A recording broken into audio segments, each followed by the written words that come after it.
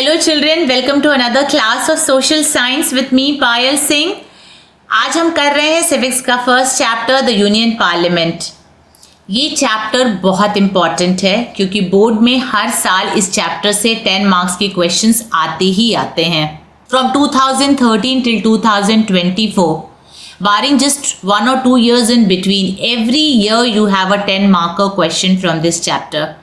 So you know how important this chapter is. Please watch the video carefully and I'm sure you will be able to nail your 10 marks very easily. Let's get started.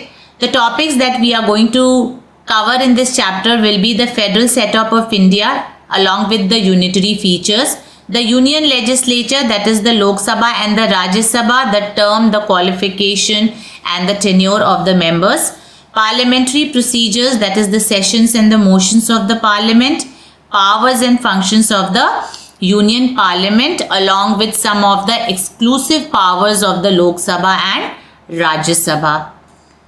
You can see a world map on your screen. कुछ countries green में है और कुछ countries blue में है। जो green में countries हैं वहाँ फेडरल गवर्नमेंट है और जो ब्लू में कंट्रीज हैं वहाँ पे यूनिटरी गवर्नमेंट है। इंडिया ग्रीन में है, इसका मतलब यहाँ फेडरल गवर्नमेंट है। पर सवाल ये है कि क्या इंडिया सिर्फ फेडरल है या इंडिया में कुछ फीचर्स यूनिटरी गवर्नमेंट के भी हैं। That we will discuss later on. पहले हम डिस्कस करेंगे the unitary features of the Indian constitution. Now India has a dual government. इसका मतलब है the constitution of India establishes a double set of government, that is the union, which is the central government, and the state government. दोनों ही level of government, they will have their own jurisdiction in terms of law making, monetary independence and administration. इसका मतलब कोई भी किसी के jurisdiction में interfere नहीं करेगा. They will all have their own independent jurisdiction. Now the second feature is independent judiciary. Now independent judiciary is headed by the Supreme Court. Suppose there is a dispute between the center and the state, then the Supreme Court will have the final authority. Independent होगी तो free and fair decision देगी. Third feature is the bicameralism. Bi means dual and cameralism is assembly. तो दो houses हैं, लोकसभा और राज्यसभा। जो राज्यसभा है वो हाउस है स्टेट रिप्रेजेंटेटिव्स का। So to protect the interest of the state against the undue interference of the central government, the constitution of India has provided a bicameralism. Now division of power. The constitution has also divided the powers between the center and the state through a list. Now this list is in the 7th schedule. दो तरह के list हैं, union list and state list. The third list is the concurrent list. Now let's see the list. Union list में जो subjects हैं वो है defence, army, international relations, port, railways, highways, communications. इसमें करेंसी भी आएगी, बैंकिंग भी आएगा. ये सब यूनियन लिस्ट में है और सेंट्रल गवर्नमेंट इस पे डिसीजंस लेती है in terms of law making और for any other decision. Whereas the state list, the subjects are public order, police, public health and sanitation, hospital, dispensaries, betting and gambling. Again, the state government has exclusive power and control over this list. Third list is the concurrent list. Now the subjects are education, forest, trade union, marriage, adoption and succession. Now here, both the central government and the state government together takes decisions over this concurrent list.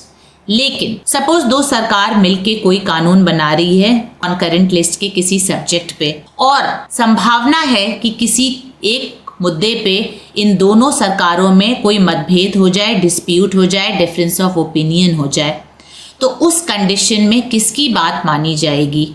Yes. In that circumstances, the central government will have the final say, but that makes the central government more powerful than the state government. So that is the federal features. Let's come to the unitary features of the Constitution of India. Now, beside the federal features, the Constitution of India also provides some unitary features. Now, in unitary features, what happens? The central is more powerful, and if there is any regional government, then their powers has to be derived from the central government, because they will not have any exclusive power और any exclusive jurisdiction. तो उस condition में आपको central government के under में उनकी authority में रह के काम करना होगा. ये होता है यूनिटरी फीचर. नाउ इंडिया में सिंगल कॉन्स्टिट्यूशन है. Both state government and the central government will have the same constitution. A strong centre हमने डिस्कस किया through the list that concurrent list makes the central government more powerful than the state government. But सिर्फ यही नहीं है, इस list में एक और लिस्ट है which is called residuary list, जिसमें IT सेक्टर आता है और ये भी सेंट्रल गवर्नमेंट के अंडर में आता है, which makes the central government more powerful than the state government. Now, the center has overriding authority over the laws made by the state government mentioned in the concurrent list. तो सिर्फ concurrent list ही नहीं इसको powerful बनाता है, but there is another list called residuary list which makes the central government more powerful than the state government. Now, another feature of the unitary government is a single citizenship. We do not have dual citizenship. ऐसा नहीं है कि state वालों को अलग citizenship मिली है और central government अलग सिटीजनशिप देती है, ऐसा नहीं है. Now it is also because India has a very cultural and regional diversity. क्योंकि हम इतने डाइवर्स हैं, to protect the national integrity and unity of the nation, we just have one citizenship. कोई ये ना कह सके कि मैं साउथ इंडियन हूँ या मैं नॉर्थ इंडियन हूँ. People should say that we are Indian. So that is why, to maintain the unity and integrity and the feeling of nationality, India has provided a single citizenship. Emergency provision is another feature of the unitary government. Emergency में the Constitution of India provides emergency power. Emergency power international हो सकती हैं, internal हो सकती हैं. Suppose war declare हो गया तो उस कंडीशन में the state government power will be suspended and the central government will take over. If there is an internal emergency, a civil war kind of a situation, in that circumstances also state government की powers को suspend कर दिया जाएगा और central government जब तक emergency है तब तक टेक ओवर करेगा authority over the state government. Another feature is the flexibility of the constitution. Indian constitution is very very flexible, though it is rigid also, but at the same time it is flexible also. Flexibility इस मायने में है कि simple majority से कोई भी amendment किया जा सकता है, या फिर 2/3 मेंबर्स वोट कर दें पार्लियामेंट में तो भी संशोधन संविधान में किया जा सकता है, which makes the Indian constitution very very flexible. Now we have an integrated judiciary. That means the Supreme Court controls the judiciary of the country. It is the final say. बाकी जो subordinate courts हैं, high court और district court, they work under the Supreme Court, and whatever decision the Supreme Court will give, they are binding it. Unequal representation of the states in Rajya Sabha. Normally federal government में equal representation होता है, मतलब हर state से equal members जाते हैं. But India का condition थोड़ा डिफरेंट है. जो राज्यसभा में मेंबर्स जाते हैं from different states, they go according to the population of that state. For example, a state like UP which has more population as compare to the state like Goa which has got less population, more members will go to Rajya Sabha from UP than from Goa. So that is what an unequal representation of Rajya Sabha means. The last feature is the existence of union territories. मतलब जो union territories है उसका भी administration central government के हाथ में है, which makes the central government more powerful than the state government. So we can say that India is quasi-federal and not truly federal in nature. Okay, that is how we say it is semi-federal and semi-unitary in nature. So that is the federal feature and the unitary features. The difference between them should be clear to you, because when a question comes, you should know the features of both the set of government. Then only you will be able to answer it. अगला topic है union legislature in India. According to the constitution of India, the union parliament consist of 3 bodies, that is the president, the Lok Sabha and the Rajya Sabha. Lok Sabha को house of people भी कहते हैं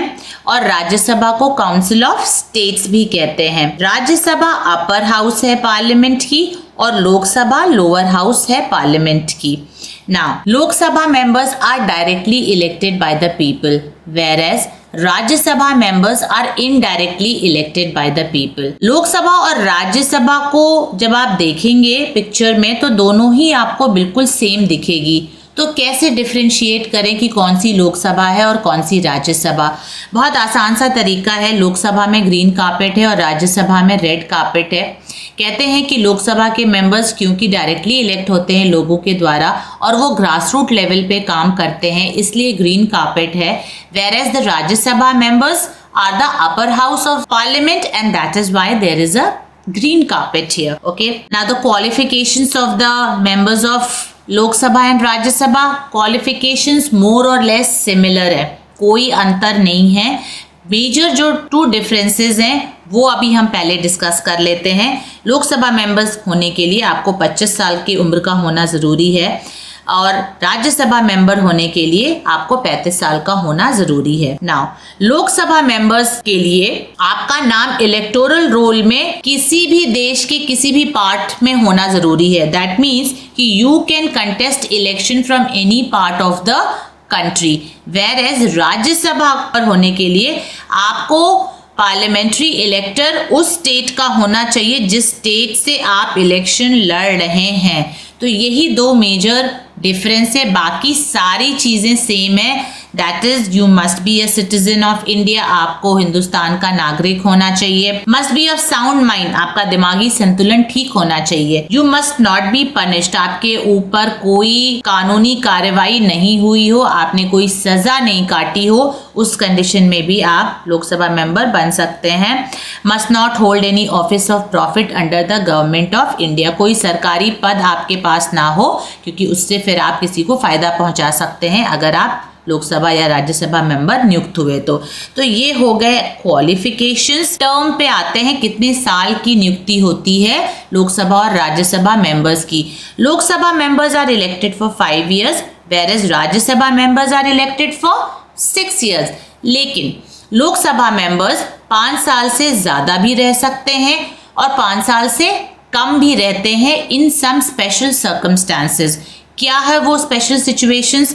अगर राष्ट्रपति लोकसभा को dissolve कर दें on the advice of prime minister, उस कंडीशन में 5 साल से पहले ही लोकसभा भंग हो जाएगी. दूसरा कंडीशन है अगर इमरजेंसी डिक्लेयर हो गई, उस कंडीशन में पार्लियामेंट को 1 साल के लिए एक्सटेंड कर देते हैं तो लोकसभा की सदस्यता अपने आप 5 साल से ज्यादा बढ़ जाती है. New Lok Sabha has to be elected within 6 months of the emergency that is declared. So that is why a Lok Sabha can be dissolved earlier than 5 years and it could extend more than 5 years. Whereas Rajya Sabha जो है वो 6 साल के लिए है और वो permanent body है.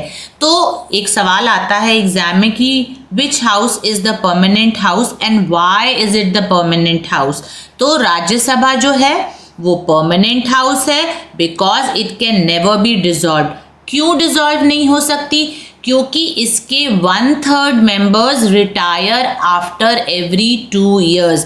जो ये 1/3 मेंबर्स हैं वो हर 2 साल पे रिटायर होते हैं, इसलिए पूरे के पूरे सदस्य एक साथ रिटायर नहीं होते हैं.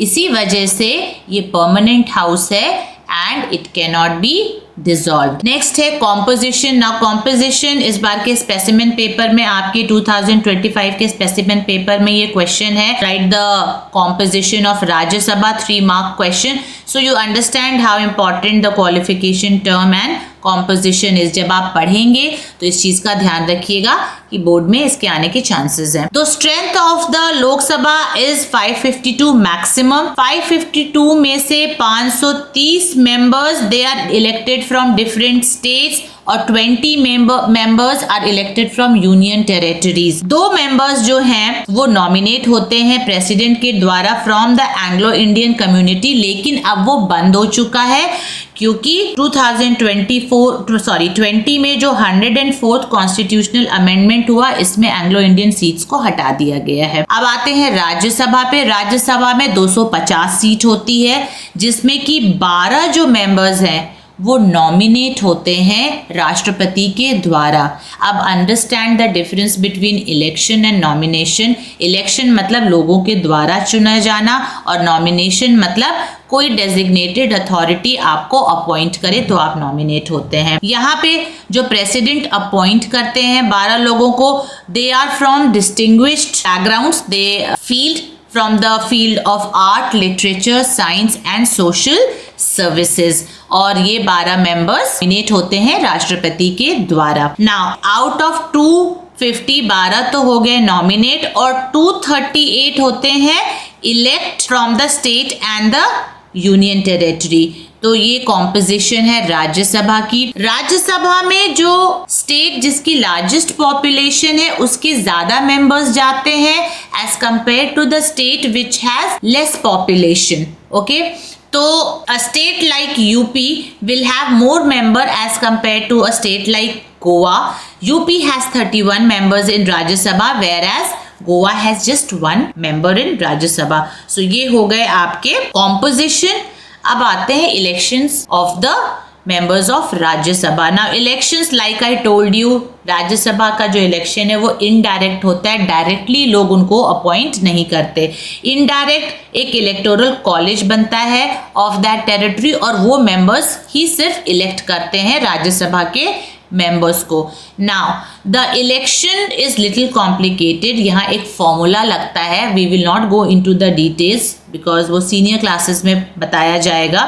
अभी आपको सिर्फ ये समझना है कि they are elected on the proportional representation by means of single transferable vote. तो ये प्रोसीजर है राज्यसभा के मेंबर्स को इलेक्ट करने का। Now vacations of the seat किस कंडीशन में वकेट होगी? The members of the Lok Sabha और the Rajya Sabha can be disqualified under anti defection law. Anti defection law क्या है कि अगर आपने किसी पॉलिटिकल पार्टी से इलेक्शन लड़ा और जीता और उसके बाद आप जाके पार्टी बदल देते हैं तो आपके ऊपर एंटी डिफेक्शन लॉ लग सकता है, जिस कंडीशन में आपको डिस्क्वालीफाई किया जा सकता है। दूसरा कंडीशन है आप अपना खुद का रेजिग्नेशन स्पीकर को दे दें तो आपकी सीट वेकेट हो जाएगी। तीसरा कंडीशन है कि 60 दिन तक आप लोकसभा प्रोसीडिंग्स को अटेंड ना करें और आपने स्पीकर को कोई सूचना भी नहीं दी है, कोई प्रायर इंफॉर्मेशन नहीं दी है, तो उस कंडीशन में भी आप डिस्क्वालीफाई हो जाएंगे, आपकी सीट वेकेट हो जाएगी, आपकी सदस्यता रद्द हो जाएगी। That is how a seat is vacated. अब आते हैं speaker of Lok Sabha. Very important position, क्योंकि स्पीकर जो है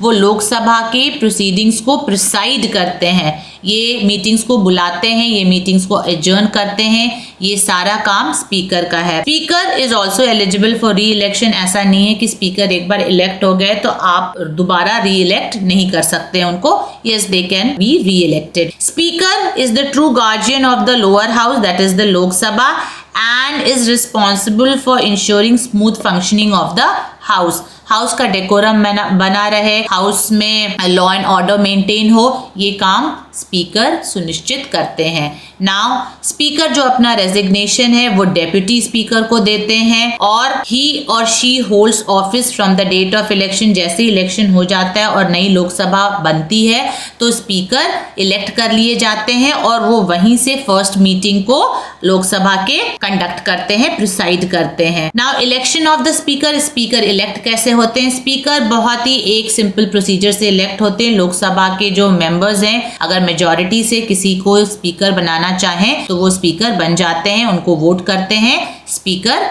अपने आप इलेक्ट हो जाएंगे। नॉर्मली रूलिंग पार्टी के स्पीकर होते हैं क्योंकि उनके पास मेजॉरिटी होती है। Now the speaker is elected for 5 years, क्योंकि लोकसभा 5 साल के लिए होती है तो स्पीकर भी 5 साल के लिए होते हैं. Powers and functions of the speaker. Now speaker presides over the meeting of the house. ये हमने पहले ही बताया आपको. ही और she is the final power to maintain order in the house. House का डेकोरम, हाउस की डिसिप्लिन को मेंटेन करने की जिम्मेदारी स्पीकर की है. He can also ask a member to withdraw from the house और he can suspend a member if the member is not following the decorum of the house or is behaving in a disorderly manner and is subject to suspension. So that is another power of the speaker. Now all the communication that happens in Lok Sabha, the decision is being communicated to the concerned authority by the speaker. Speaker decides whether a bill is money bill or not. ठीक है, तो ये बहुत बड़ा power है speaker के पास कि speaker ही decide करते हैं कि कोई बिल मनी बिल है या नहीं है. Now any bill that is been passed by the लोक सभा, the speaker has to sign it, तब जाके वो राज्यसभा में जाता है for its consideration. तो जो मनी बिल है वो स्पीकर डिसाइड करते हैं और हर बिल बिना स्पीकर के सिग्नेचर के लोकसभा से बाहर नहीं जाता है.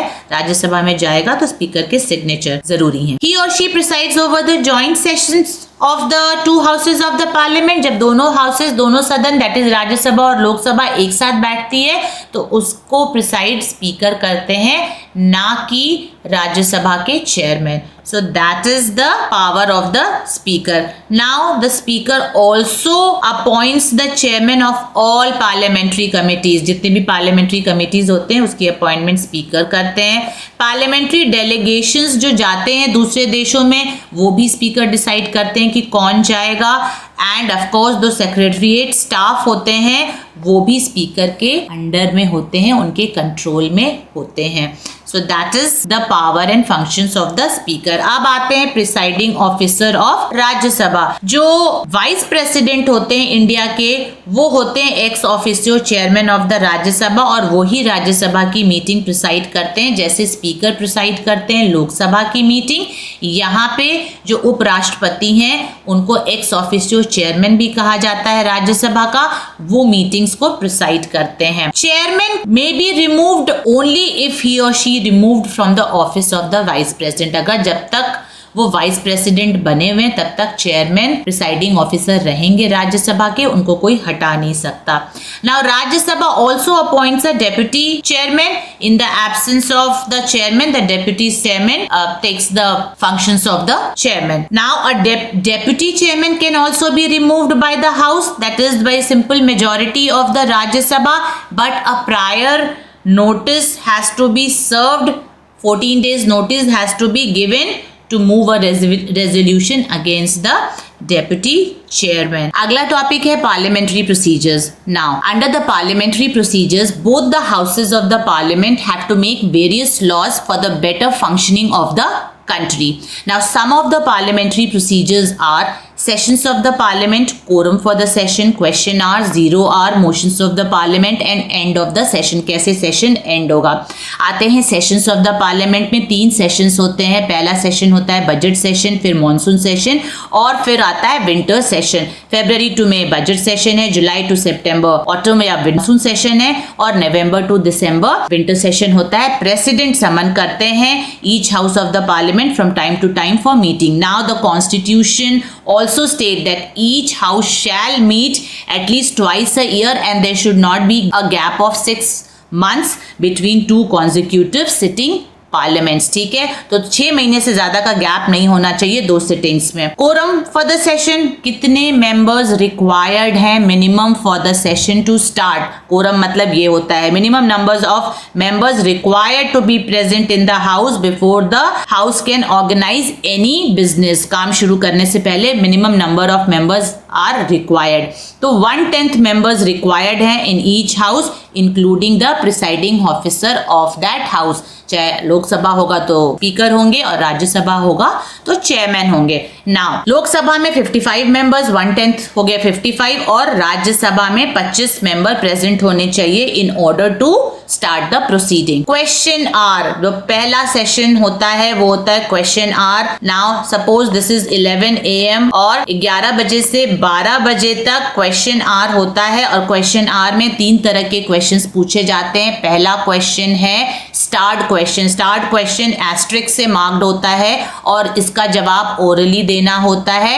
It can be followed by a supplementary question. For example, किसी मिनिस्टर से ये पूछा गया कि आप बताइए कि मणिपुर में जो वायलेंस हुआ उसको रोकने के लिए गवर्नमेंट ने क्या कदम उठाए हैं. ओके, सो जवाब में जो भी मंत्री जवाब देंगे कि हमने ये मेजर्स लिए हैं. Now supplementary questions can be followed. That what is government doing to protect the women of Manipur? So this is what a supplementary question is. दूसरा है unstarred question. unstarred question में कोई asterisk नहीं होता है. अंतर ये है starred और unstarred में कि ये written पूछा जाता है और इसका आंसर written में देना होता है और इसमें कोई भी supplementary question नहीं पूछा जा सकता है क्योंकि लिख के जब आप जवाब दे रहे हैं तो आप डिटेल में जवाब दे रहे हैं तो फिर supplementary question का सवाल ही नहीं उठता है. Short notice question. Now this question is asked in an urgency. emergency में urgent matters पे इसमें सवाल पूछा जाता है और 10 दिन से कम का prior notice देना होता है to ask the question. Okay, so these are the 3 types of questions asked during the question hour और 11 से 12 बजे के बीच में ये question hour होता है. अब आते हैं 0 hour में. Now 0 hour is a very informal hour. It is not mentioned in the rule of procedures. ये ऐसे ही informal तरीके से शुरू कर दिया गया और फिर वो एक रिचुअल बन गया. तो it is available to members of the parliament to raise all types of question. इसमें कोई आपका रूल रेगुलेशन नहीं कि आप किस तरह से सवाल पूछ सकते हैं. आपकी जैसी मर्जी वैसे सवाल पूछिए. और 0 आवर शुरू कैसे होता है? 0 आवर शुरू होता है 12 बजे से 1 बजे तक. ये होता है 0 आवर और ये तब तक चलता है जब तक आपकी नॉर्मल प्रोसीडिंग नहीं शुरू हो जाती. ऑब्वियसली 1 बजे से 2 बजे तक लंच ब्रेक होता है और 2 बजे से 6 बजे तक आपका जो मेन सेशन है वो स्टार्ट होगा जिसमें बिल वगैरह पे चर्चा होती है. तो ये होता है parliamentary procedure. Now let's come to the motions of the parliament. 2 तरह के मोशंस होते हैं, एडजर्नमेंट मोशन और no confidence motion. Now adjournment motion is introduced in the parliament to draw attention of the house to a definite matter of urgent public importance. Suppose session चल रहा है और अचानक से कोई ऐसी इमरजेंसी वाला मैटर आ गया जिस पे डिस्कशन जरूरी है तो एडजर्नमेंट मोशन पास होगा. अब ऐसा नहीं है कि कोई भी मेंबर 4 मेंबर उठ के बोलें कि एडजर्नमेंट मोशन पास करना है. नहीं, ऐसा नहीं हो सकता. कम से कम 50 मेंबर की सहमति चाहिए to pass the adjournment motion. फिर सारा काम छोड़ के आप उस मुद्दे पे डिस्कस करते हैं जिसपे ये एडजर्नमेंट मोशन आपको पास किया गया है. तो it is passed for urgent public matters and it is done for an extraordinary situation. So that is adjournment motion. No confidence motion. Now no confidence motion, it is a proposal that express lack of confidence in the ministry or the government. सरकार गिर जाती है no confidence motion पे. अगर लोकसभा ने no confidence motion सरकार के खिलाफ पास कर दिया तो फिर सरकार खत्म हो जाएगी, गिर जाएगी and there will be a fresh election और a fresh government will be formed. So this is called no confidence motion. तो 2 तरह के मोशन से ये याद रखने वाली चीज है. आते हैं end of the session. Session and कैसे होता है? सेशन शुरू हुआ है आपके तो एंड भी होगा. तो there are 3 types of procedures which and the session. Which one is the adjournment motion. Adjournment motion मतलब स्पीकर डिसाइड करता है that he wants to adjourn the house or not. Speaker किस कंडीशन में decide करता है? Suppose there is some kind of misbehaviour और the decorum of the house is being compromised, so he can adjourn the parliament session and then he can call it back also. वापस भी आप बुला सकते हैं speaker. तो ये होता है, ये डिस्क्रिशनरी पावर है, स्पीकर के पास ये पावर है, वो सेशन को एडजर्न कर सकते हैं. Now prorogation. So it means that termination of a session of the house by the order made by the president. President he prorogation का जो पावर है वो इस्तेमाल कर सकते हैं टर्मिनेट करने के लिए सेशन को। तीसरा है डिसोल्यूशन। डिसोल्यूशन मतलब या तो जब सेशन लोकसभा का 5 साल पे खत्म हो जाएगा तो अपने आप लोकसभा भंग हो जाती है, या फिर जैसे हमने पहले डिस्कस किया था कि प्राइम मिनिस्टर के एडवाइस पे राष्ट्रपति हाउस को डिसॉल्व कर सकते हैं 5 साल से पहले भी, तो that is called dissolution. So ये 3 तरह के मोशंस हैं। अब आते हैं powers and functions of the union parliament. कुछ एग्जीक्यूटिव पावर्स हैं पार्लियामेंट की जो वो एक्सरसाइज करती है। The legislative powers, financial powers, judicial powers, electoral powers, powers for amendment of the constitution and powers to control the executives. पहले देखते हैं लेजिस्लेटिव पावर्स। लेजिस्लेटिव पावर्स में यूनियन लिस्ट आएगा जिसमें 97 सब्जेक्ट्स हैं। Subjects like defence, foreign affairs, banking, currency, ये सारे मुद्दे हैं जिन पे वो लॉज बनाती है। Now the parliament can also legislate on matters of state list. There are 61 subjects of state list. और किस कंडीशन में बनाती है? In case of emergency, emergency in the country और प्रेसिडेंट रूल लागू हो गया या फिर स्टेट इमरजेंसी डिक्लेयर हो गया, उस कंडीशन में पार्लियामेंट स्टेट मैटर्स पे भी कानून बनाएगी। अदर देन दैट, अगर 2 और 2 से ज्यादा state ask for making a law, फिर उस पर्टिकुलर स्टेट में वो लॉ एप्लीकेबल होगा जिन स्टेट्स ने रिक्वेस्ट की है लॉ बनाने के लिए। तीसरी कंडीशन है कि if a state list becomes a national importance, national importance की जब बात आएगी तो भी parliament will make laws and fulfill its international commitment. Other than that, Parliament along with the State Assembly makes laws on concurrent list. हमने already discuss किया था जब हमने 3 लिस्ट discuss किए थे. There are 47 subjects in the concurrent list and the final say is of the Parliament. Now there is another list that I told you is the residuary list. उसमें भी Parliament ही कानून बनाती है और उसके अंदर आता है computer software. Next is financial powers. No money can be spent or no tax can be imposed by the government without the approval of the parliament. Now जो बजट होगा वो भी पार्लियामेंट से ही पास होता है। हर फाइनेंशियल ईयर का जो budget होगा, एक्सपेंडिचर होगा, वो पार्लियामेंट तय करती है। Salary or allowances of the members of the parliament is also determined by the parliament. Now money bill can be introduced only in Lok Sabha और राज्यसभा जो है वो सेंड कर सकती है money bill back within 14 days. अगर लोकसभा को चाहिए कि वो एक्सेप्ट करे, it is totally Lok Sabha's prerogative whether they want to accept the changes or the suggestions of the Rajya Sabha.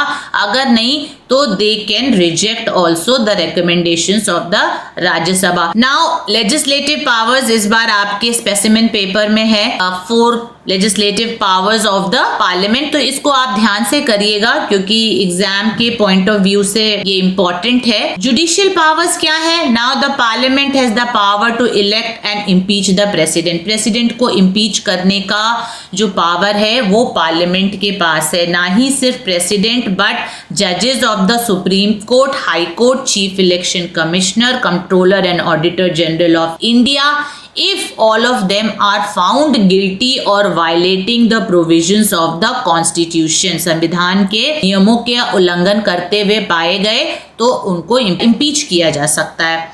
Now Parliament also has the power to make law about the jurisdiction and composition of the Supreme Court. कितने जजेस होंगे, क्या jurisdiction होगा supreme court का, ये भी parliament तय करती है। It also has the power to create a common high court for 2 or more states. Like Punjab और हरियाणा का एक कॉमन हाई कोर्ट है, उत्तर प्रदेश और उत्तराखंड का एक हाई कोर्ट है, महाराष्ट्र और गोवा का एक कॉमन हाई कोर्ट है एंड तेलंगाना और हैदराबाद का एक कॉमन हाई कोर्ट है। तो ये सब पार्लियामेंट ही तय करती है। तो ये हो गए जुडिशियल पावर्स। अब आते हैं इलेक्टोरल पावर्स पे। Parliament along with legislative assemblies elect the president. President का जो इलेक्शन होता है वो स्टेट लेजिस्लेचर और पार्लियामेंट के मेंबर्स मिलके करते हैं। तो ये हो गया electoral power. Now both the houses of the parliament also elect the vice president of India who is also the ex chairman of the Rajya Sabha. Lok Sabha also elects the speaker and the deputy speaker, where as deputy committee chairman is elected by the Rajya Sabha. तो ये हो गए electoral powers. अब आते हैं powers for the amendment of the constitution. संविधान में अगर कोई संशोधन करना है तो उसका भी अधिकार पार्लियामेंट के पास है। Both the houses of the parliament can amend the constitution. However, a bill for amendment can be initiated in either house of the parliament by a majority of total membership as well as by 2/3 members of majority present and voting. तो अगर मान लो 200 members present हैं तो 200 के 2/3 majority vote करेगी तो amendment संविधान में किए जा सकते हैं। अब आते हैं powers to control the executive. Now inquiry जो पावर है वो भी पार्लियामेंट के पास है। सरकार से कोई भी पॉलिसीज पे पार्लियामेंट क्वेश्चन पूछ सकती है। जो भी गवर्नमेंट पॉलिसीज होंगे उस पे क्वेश्चंस पूछने का अधिकार है पार्लियामेंट को। अडजर्नमेंट मोशन हमने अभी डिस्कस किया कि in case of urgent public importance adjournment motion pass किया जा सकता है, लेकिन 50 मेंबर की मंजूरी होनी चाहिए, मिनिमम 50 मेंबर्स की। Censure motion, now the parliament can bring censure motion over policies of the government by the opposition. अगर ऑपोजिशन को कोई चीज किसी सरकार की नहीं पसंद आती है, लगती है कि ये सही नहीं है, तो सेंसर मोशन ऑपोजिशन पास कर सकती है पार्लियामेंट में।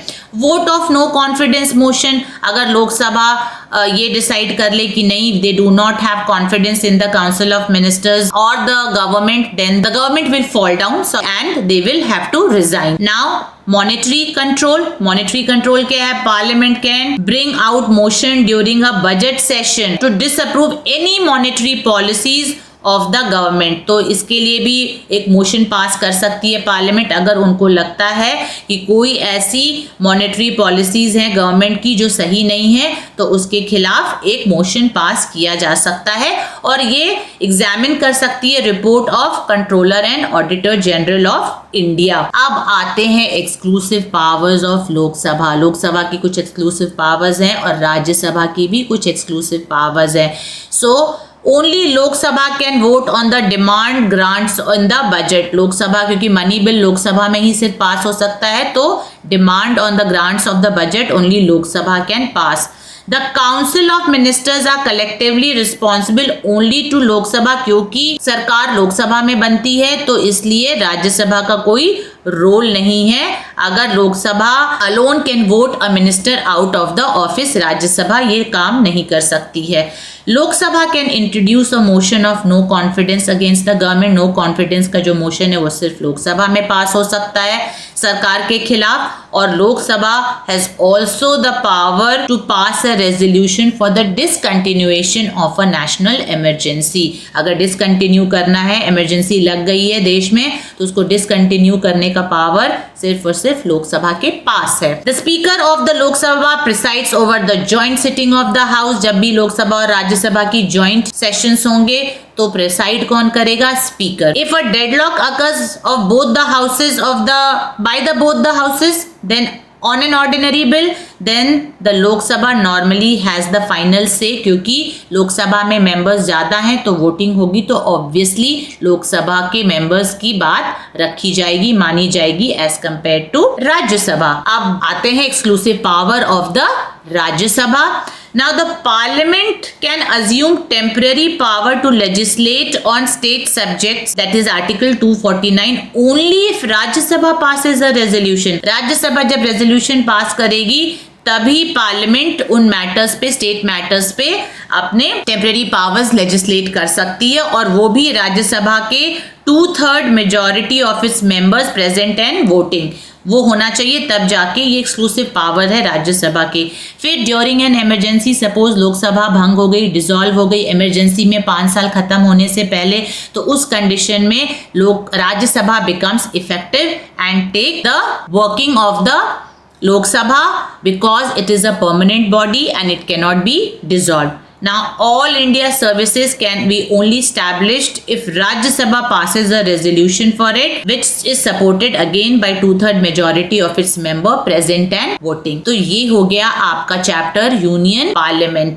अब आते हैं powers and functions of the union parliament. कुछ पावर्स हैं पार्लियामेंट की जो वो एक्सरसाइज करती है। Legislative powers, financial powers, judicial powers, electoral powers, powers for amendment of the constitution, and powers to control the executives.